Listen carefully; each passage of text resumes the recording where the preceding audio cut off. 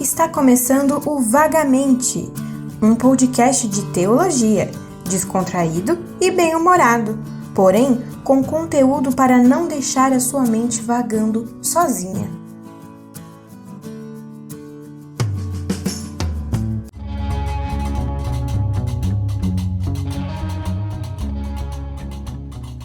Fala pessoal, começando mais um Vagamente hoje, sem piadocas hoje. Não sei se é verdade. Sem piadocas na introdução do podcast. Mas... agora sim. Estamos aqui para continuar nosso trabalho árduo, difícil, complicado de fazer essas introduções do Novo Testamento, certo, Gerard? Não tá tão complicado assim? Graças ao nosso queridíssimo pastor Sérgio, estamos mais tranquilos em relação a isso. Muito obrigado, inclusive. Tá dando aí o caminho das pedras pra gente, então tá ficando um pouco mais fácil, né? O problema tá sendo escolher que parte do conteúdo a gente grava. Se a gente fosse gravar tudo que a gente gostaria, ia dar episódios umas 2 horas por episódio, pelo menos. É isso aí, sem mais delongas, hoje, seguindo nossa sequência aqui, a nossa carta de hoje é a carta de Paulo aos Tessalonicenses. Correção. Acertei. Cartas. Correto, nós vamos falar sobre as 2 cartas, a primeira e a segunda carta. E já vocês vão entender por quê, nós vamos falar das 2. É isso aí. Começando aqui, nosso primeiro ponto a ser tratado, bem interessante, o contexto de Tessalônica. Algumas curiosidades, algumas coisas sobre a cidade que é bem interessante. Essa cidade de Tessalônica, ela ainda existe. Hoje eles chamam, num grego aqui bem ruim meu, a gente vai falar algumas palavras em grego hoje, não liguem, mas se tiver algum professor aí que quiser nos ajudar, a gente fica felicíssimo de aceitar ajuda. Mas é Tessaloniki, e antigamente era chamada de Salônica, e como eu disse, é uma cidade que existe até hoje ainda, uma cidade comercial, industrial da Grécia. Hoje em dia ainda é a segunda mais populosa da Grécia, só Atenas é maior do que essa cidade.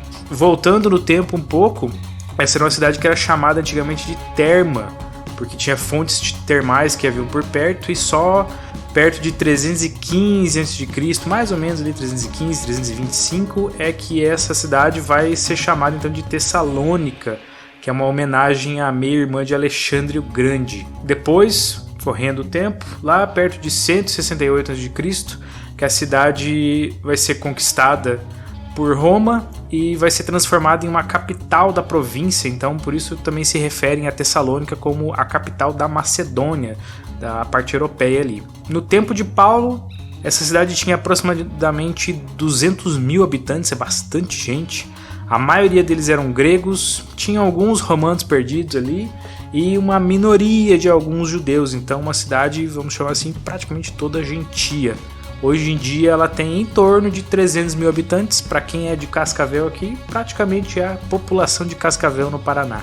E essa é uma das poucas cidades remanescentes da era apostólica do Novo Testamento, como a gente conhece. Mais algo a acrescentar sobre a cidade que você se lembra, Gerard? A questão do nome, né? O Nick ali no Thessalonic tem uma marca muito famosa aí que vocês vão entender que ela esse Nick quer dizer vitória. Então tem todo um significado aí de por que usaram o nome dela, né? Que tem vitória no nome. Vitória! A marca é a Nike, tá? Não. Enfim. A Nike é a marca chinesa copiada. Nick com I. Né? Então Nike, pra quem não sabe, vem daí, dessa palavra aí, quer dizer vitória.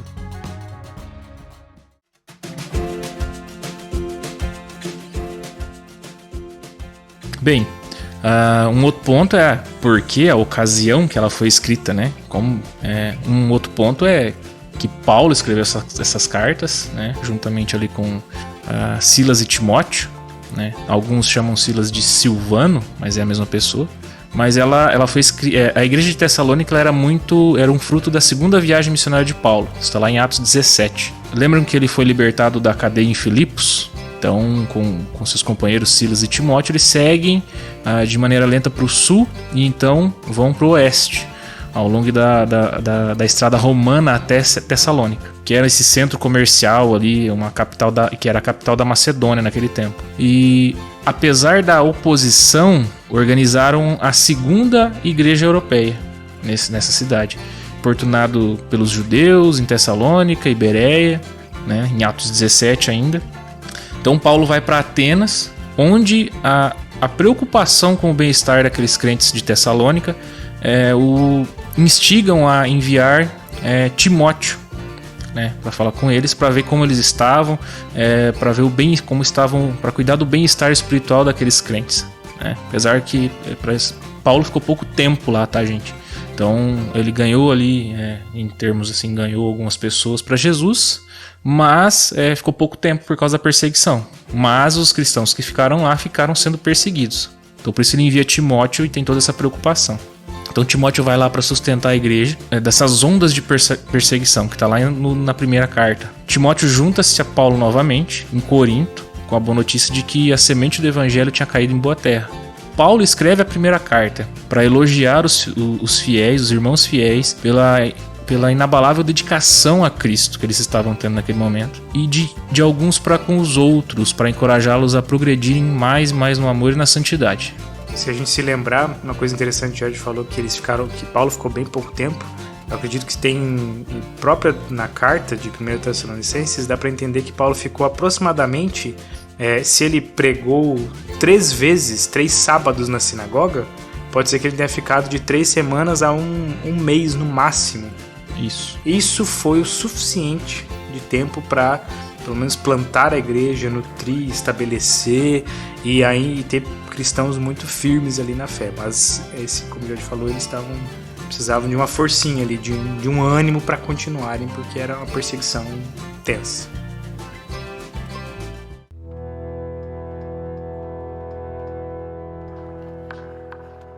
Uma próxima coisa, como a gente sempre gosta de comentar, a data e o lugar da escrita, né? Como o Jairo já disse, Paulo escreveu essa carta. Graças a Lucas, nosso médico historiador, a gente tem uma boa certeza de quando foi escrita essa carta.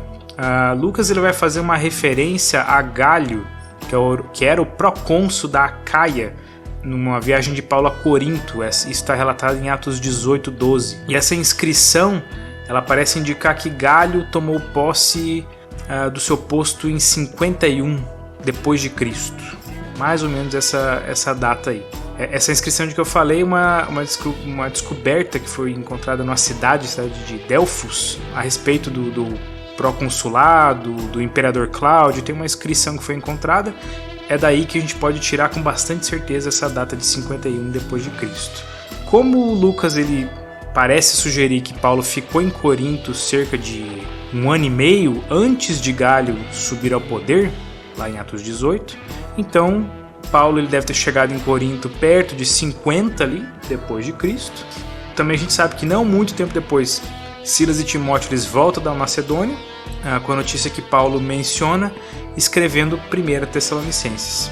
Então, muito provavelmente é ali por 50 depois de Cristo que vai ser escrita a primeira carta, e alguns meses depois a segunda carta de Tessalonicenses também escrita para resolver algumas questões ali. E provavelmente, muito provavelmente, essa é uma das cartas mais antigas de Paulo. Se não a mais antiga, há uma pequena discussão em relação a Gálatas, mas muito provavelmente que as cartas aos Tessalonicenses sejam as mais antigas.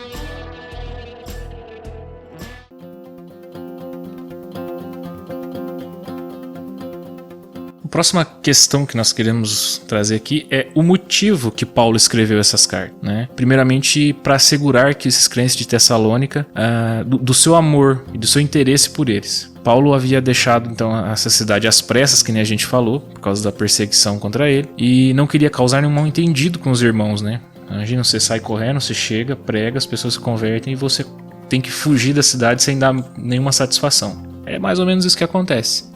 Então Paulo está preocupado com isso. Além disso, Paulo estava sendo chamado de charlatão, que pregava a religião por razões financeiras.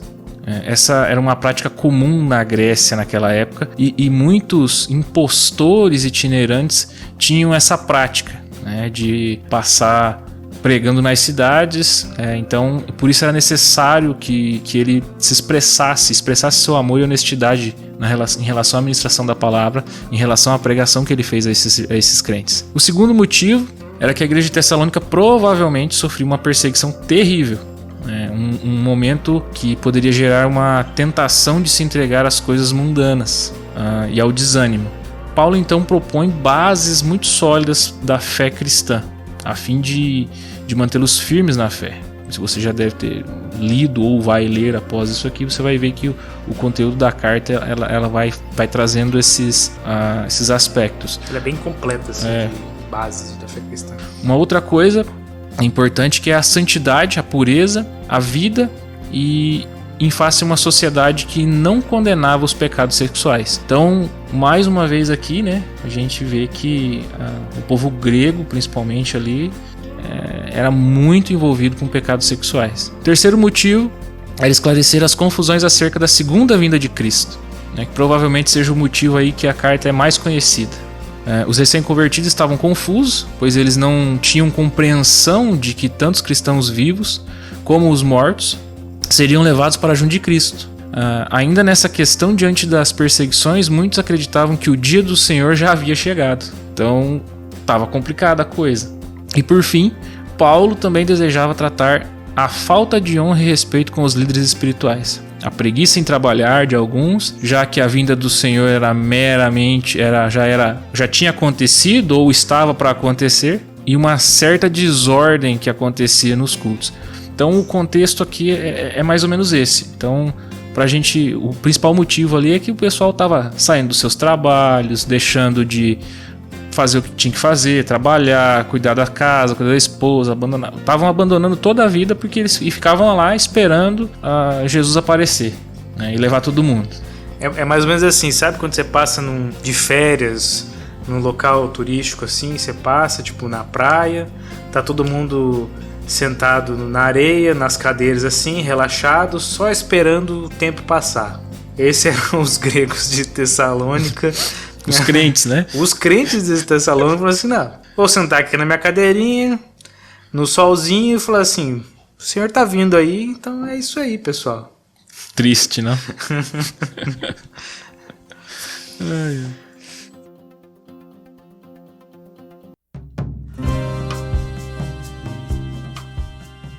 Então, como classicamente nós fazemos também aqui, vamos partir para um resumo dos capítulos aqui, falar um pouco, desenvolver um pouco as ideias aqui que Paulo vai trazer.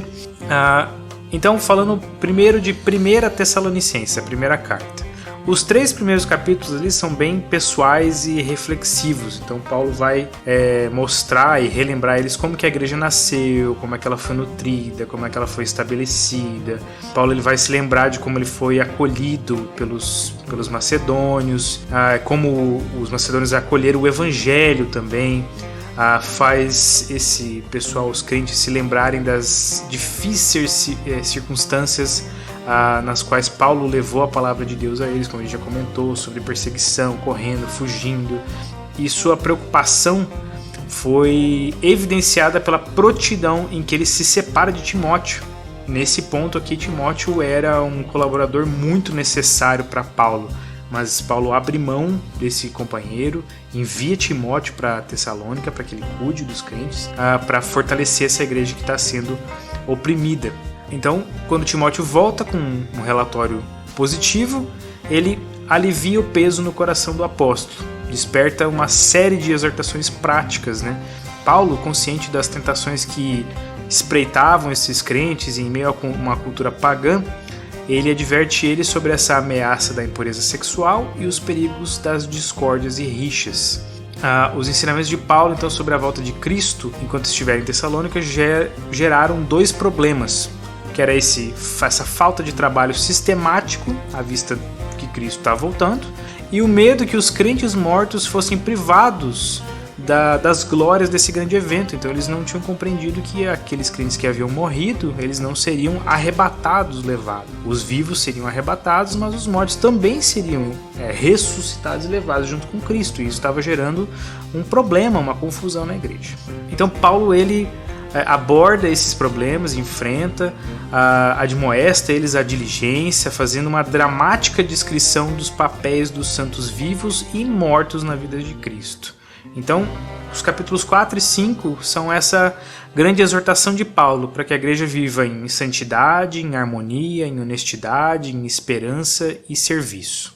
Beleza. Diante de tudo isso, a gente quer tentar trazer uma coisa um pouquinho diferente para vocês aqui, que é um versículo-chave, tá? Esse não é o único versículo-chave, tá? Tem outros estudos, outros livros, outras bíblias. Cada estudioso vai definir um versículo que eles acham que é o mais, que resume a carta. Aqui que a gente encontrou do Wiersbe, né? O comentário do Antigo e do Novo do Wiersbe, ele traz que o versículo-chave da primeira carta aos Tessalonicenses é o capítulo 5, os versículos 9 e 10. Ele fala assim, a tradução da NVI: porque Deus não nos destinou para a ira, mas para recebermos a salvação por meio de nosso Senhor Jesus Cristo.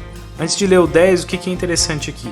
Os termos originais no grego que ele vai usar aqui são os seguintes. Quando ele fala de Deus, ele fala de theos. Quando ele fala esse destino, destinar, ele usa um termo que é estheto.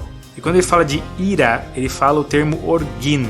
Quando ele vai falar de receber salvação e vai falar do Senhor Jesus, então quando ele recebe alguma coisa, ele usa o termo peripissin. Quando ele fala de salvação, muitos devem ter ouvido falar de soteriologia, um estudo, né? Ele vai falar soterias. E quando ele fala de Senhor, ele fala Kyrio. Diante desses termos, o que nós compreendemos melhor desse versículo? Que Deus, o único Deus, o verdadeiro Deus, ele escolheu, elegeu pela sua vontade que nós, os escolhidos, os salvos, não passaríamos pela punição, pela miséria, pela ira dele que nos era merecida, mas que por uma graça receberíamos uma salvação. Nesse texto está falando de uma salvação futura, a bênção que será aproveitada de forma plena, completa, quando Cristo voltar e consumar o reino eterno de Deus. O que mais é interessante aqui também é que ele usa esse termo Kyrio, que é o termo que era comumente usado quando um servo falava ao seu senhor, mas aqui especificamente só era usado para os imperadores romanos. Então, para vocês entenderem que Jesus tinha esse grau de importância, não comparável. Jesus era soberano acima de tudo, mas era esse termo para lembrar, para dar a entender a esse povo de qual que era a importância de Jesus Cristo. Só um comentário breve aqui, é que quando você lê ali ira, a gente usa o termo de que Cristo tomou o cálice da ira de Deus, né? Então ele nos tira, nos salva dos nossos pecados, quer dizer que a gente não está condenado à condenação eterna. Essa ira é a ira de Deus por todos os seus pecados, por todo o pecado da humanidade, né? Daqueles que se arrependem, pagos em Jesus, e isso não te dá condenação eterna. Essa é a ira que ele está se referindo aqui, tá? É a ira de Deus, ou seja, o inferno eterno sendo castigado pelos seus pecados. Outra coisa a respeito do Kyrio. Quando você olha para o imperador romano tinha aquele título que a gente já falou lá no podcast anterior, que era Augustus. Isso era um título de divindade. Então, por isso que ele era chamado o Kyrio. Ou seja, chamar Jesus de Kyrio está dizendo assim, o imperador não é o Deus a quem eu sirvo, é Jesus. Ou seja, por isso que a igreja era tão perseguida nesse tempo, porque Jesus era o Kyrio e não o imperador. Então, quando você começa a pegar essas palavrinhas e vai vendo, você vai entendendo um pouco melhor o contexto, o que estava acontecendo e por que estava acontecendo. Fazendo então uma breve explicação do versículo 10, para dar continuidade. O versículo 10 fala assim: ele morreu por nós para que, quer estejamos acordados, quer dormindo, vivamos unidos a ele. Aqui Paulo vai empregar uma linguagem figurativa, está usando uma figura de linguagem aqui. Porque os termos originais são os seguintes: quando ele fala de acordar, estar acordado, é grigoromen. Quando ele fala de estar dormindo, é kathevomen. E quando ele fala de viver, é zizomen. Basicamente, o que a gente entende disso, do original, é que Cristo morreu por nós, para que tanto aqueles que estão vivos, aqueles que permanecem na terra, como aqueles que já morreram, mas que entregaram sua vida a Cristo, possam aproveitar a verdadeira vida, uma vida plena, a vida eterna no reino de Deus. Então, quando ele usa esse acordar, ele está falando daqueles que estão vivos. Aqueles que dormiram são aqueles que morreram. Mas viver para Paulo aqui é essa vida futura, plena no reino de Deus. Eu não sei, pelo menos eu já ouvi em algumas ocasiões usar esse texto, o versículo 10 principalmente, dizendo esse vivamos unidos a ele, se referindo à nossa vida presente. Quando você, mais uma vez a gente fala, quando você faz a semântica aqui, uma exegese da palavra e vê quais são as palavras que são usadas, você entende que ele está falando dessa vida futura que o Tiago falou, e não da vida presente. Não quer dizer que Cristo não esteja conosco, tá? Que a gente não viva com Cristo agora. Mas nesse texto, nesse versículo especificamente, não está falando sobre isso. Fica mais essa dica, mais esse comentário, porque assim, são detalhes que vão fazendo a diferença dentro do contexto da carta. Se ele está falando da vinda de Jesus, da segunda vinda de Jesus, aí faz mais sentido que ele fala, vivamos unidos a ele na sua segunda vinda, não é mesmo? Então aqui nós vamos para o desenvolvimento das ideias na segunda carta. Sentido-se então grato pela fé, o amor, a paciência dos crentes, né, na perseguição. Paulo explica o propósito dessa perseguição no capítulo 1 da segunda carta, a qual ele refina os crentes para a glória futura e sela o destino dos inimigos de Deus. No capítulo 2, Paulo deixa claro que apesar das notícias adversas, o dia do Senhor não chegará ainda. A rebeldia e o homem da iniquidade terão que aparecer primeiro. Todas as formas de adoração verdadeiras ou falsas serão substituídas pela adoração a esse iníquo. Seu tempo será curto apesar de seus ilusórios poderes satânicos. Quando Cristo voltar, quando as trevas forem dissolvidas pela luz, ele será morto e os seus iludidos seguidores também serão julgados. O destino dos crentes é diferente porque Deus os chamou para a salvação. Esse senso de chamada ao lado do ministério do Espírito há de manter os crentes firmes nos momentos da tribulação. E por fim, no capítulo 3, ele enfrenta a oposição em seu ministério e conforta-se a si mesmo. Paulo, né, enfrenta essa oposição e conforta seus amigos também, com um lembrete da amorosa fidelidade de Deus e a paciente constância de Cristo. A diligência é o carimbo da conduta cristã, né, conforme Paulo ensinou por meio da sua instrução e exemplo. Onde prevalecesse a má interpretação da iminência do advento, que é a segunda vinda de Cristo, o advento de Cristo, ou o orgulho espiritual que desdenha do trabalho manual, seria necessário aplicar uma firme e carinhosa disciplina sobre os desordeiros. Paulo explica que há algumas coisas para acontecer antes de Cristo voltar. Precisa aparecer principalmente esse homem da iniquidade, isso fica muito claro. Diligência, cuidado, zelo para fazer as coisas. Então você tem que continuar fazendo o que você está fazendo. Por quantas vezes, às vezes a pessoa vira crente e por que eu vou querer um emprego melhor? Por que eu vou querer formar uma família? Jesus vai voltar. Então Paulo está falando assim, não, vivam de uma maneira santa, cristã, vivam suas vidas e permaneçam em Cristo. Ele vai voltar, mas não quer dizer que ele vai voltar amanhã, né? Então isso é muito importante no contexto da carta, porque ele está explicando, como a gente falou na primeira, o pessoal estava fazendo isso, não estava trabalhando, estava deixando as coisas acontecer e deixando tudo de lado, achando que Jesus estava voltando naquele momento, ou já até tinha voltado por causa das questões das perseguições. Então esse é o conteúdo da segunda carta. A segunda carta é basicamente reforçar ou explicar algumas coisas que ficaram mal entendidas na primeira. E eles, não que Paulo tenha errado, mas eles não compreenderam bem o que Paulo tinha falado sobre algumas questões. Ele teve que fazer isso porque você se compara com a carta que nem Romanos, onde ele pergunta, ele responde, e ele dá a réplica, e depois ele dá a tréplica, e depois ele faz de novo. Né? Você já vê a maturidade de Paulo já prevendo todas as questões que poderiam vir ali na carta aos Romanos. Um dia a gente chega lá, né, Tiago? Então, por isso que essa carta é tão jovem, mas mostra um conteúdo muito fascinante. Tanto a primeira quanto a segunda. E dito isso, o nosso versículo-chave da segunda carta, também estabelecido aqui pelo Wiersbe, é 2 Tessalonicenses, capítulo 2, os versículos 1 e 2. A tradução da NVI ela fala assim: Irmãos, quanto à vinda do nosso Senhor Jesus Cristo e ao nosso reencontro com Ele, rogamos a vocês que não se deixem abalar nem alarmar tão facilmente, quer por profecia, quer por palavra, quer por carta supostamente vinda de nós, como se o dia do Senhor já tivesse chegado.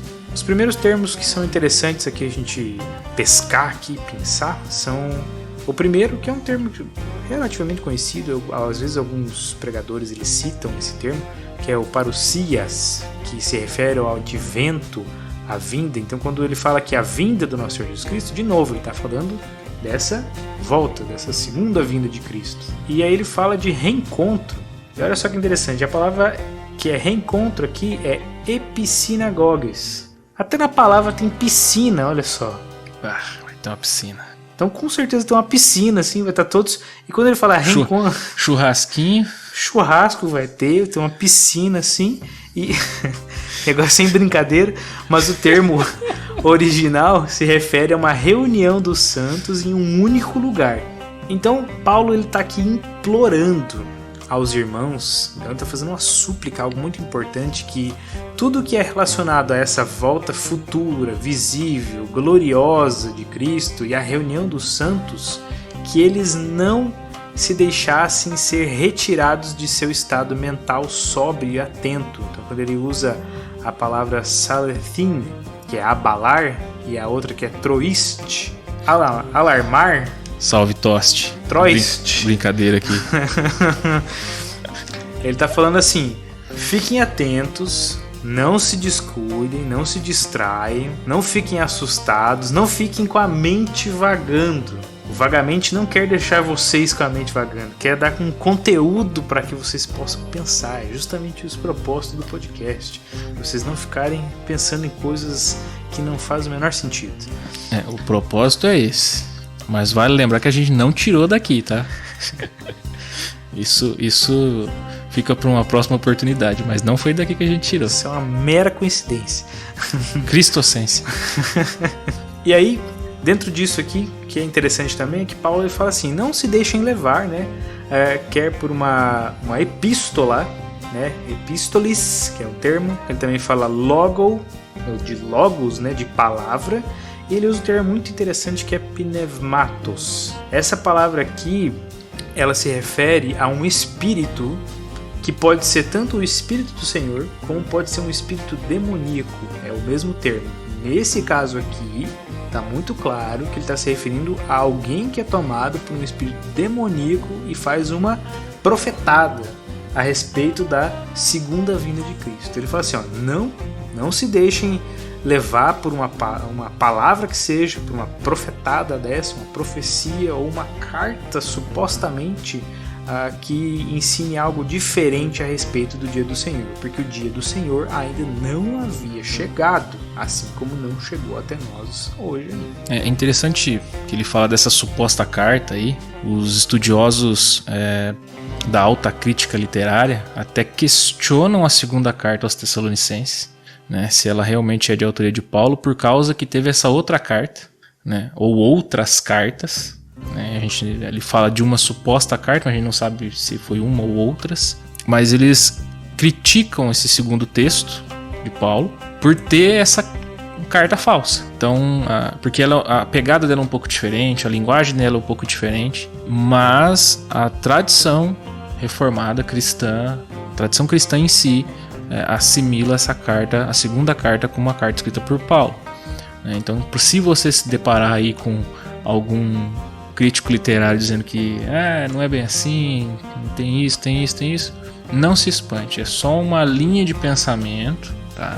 Que diz que talvez a segunda carta, tem umas outras cartas também que o pessoal reclama, alguns outros livros da Bíblia, mas a tradição cristã, esse é o cânon, tá fechado e é isso, tá? Então não se preocupe. Então essa suposta carta provavelmente estava tentando iludir ali os tessalonicenses, principalmente com os ensinos errados que eles já estavam e tudo mais, né?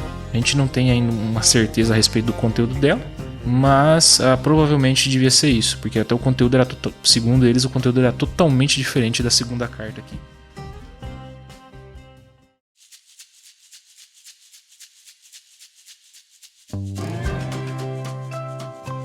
por fim, meus irmãos, apenas uma questão, o tema principal das duas cartas aqui está falando muito sobre a volta de Cristo, por esse advento que a gente sempre citou aqui.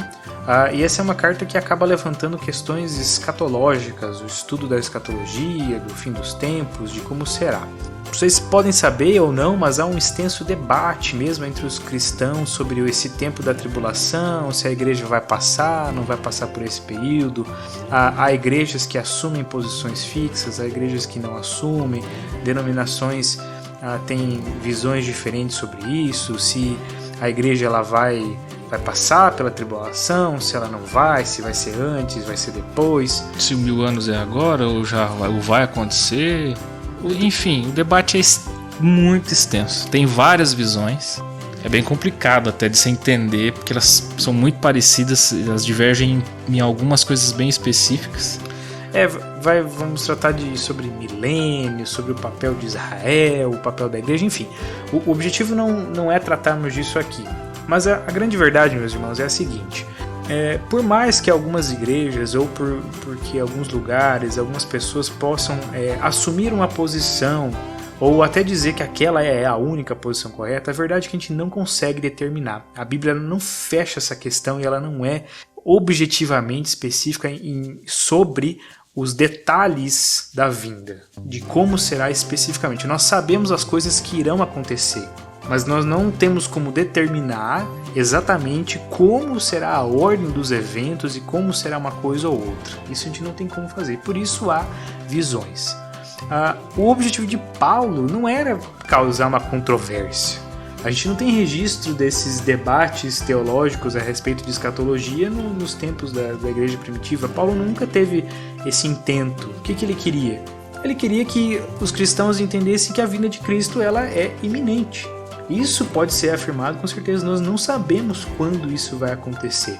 Não importa se você acredita numa coisa ou na outra, e se nós tomamos uma posição ou tomamos outra posição, nós podemos discordar em amor daqueles que têm uma posição diferente de nós, e isso não deve ser uma questão que nos separa, mas o que nós sabemos com certeza é que Jesus ele volta. Jesus ele voltará, ele recompensará os salvos, ele julgará os perdidos. E isso já tem que ser encorajamento suficiente para a gente, enquanto nós estarmos aqui, darmos um bom testemunho e continuar a missão de levar o Evangelho e continuarmos vivendo a vida aqui servindo a Cristo, nos nossos trabalhos, na nossa família, em tudo que fazemos. Mas não é uma questão de vencer a discussão de qual é a visão escatológica mais correta. Até porque essas visões mais tradicionais, vamos dizer assim, escatologicamente falando ali, nenhuma delas nega que Jesus vai voltar, que ele vai salvar a sua igreja, que aqueles que não estão em Cristo vão ser condenados, que Satanás vai ser jogado no lago de fogo junto com seus demônios. Nenhuma delas nega isso. E é isso que a Bíblia nos traz.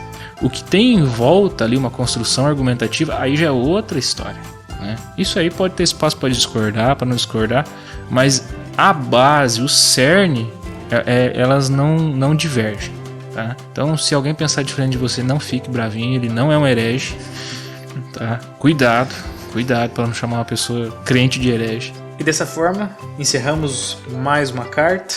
Duas cartas aqui de uma vez. 2 coelhos com a cajadada só. Gostaríamos de citar as nossas fontes aqui de pesquisa, certo? Nossa primeira fonte de pesquisa é o comentário do Antigo e do Novo Testamento do Warren Wiersbe, um comentário muito bom.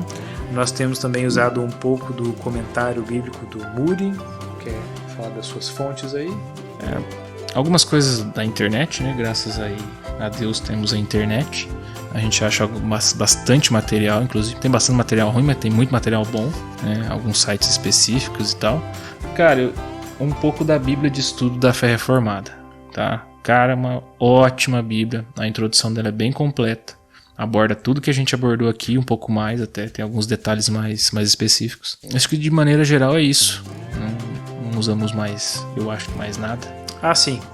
Algumas pinceladas dos comentários também, o comentário do Hernandes Dias Lopes, algumas coisas, dessa vez não pincelamos muitas coisas que ele trata no comentário dele, é bem extenso, ele vai trazer toda uma história de Atos ali, fazer uma partir de Atos, que o texto que a gente comentou, Atos 17, mas a gente acabou não usando tanto essa parte. E um pouquinho do comentário histórico-cultural da Vida Nova, tem algumas coisinhas ali também, um pouquinho diferentes que a gente trouxe, mas basicamente são essas fontes que nós sempre temos usado, uma coisa aqui, uma coisa ali. É isso aí, galera. Forte abraço, Deus abençoe a todos e até a próxima. Até mais.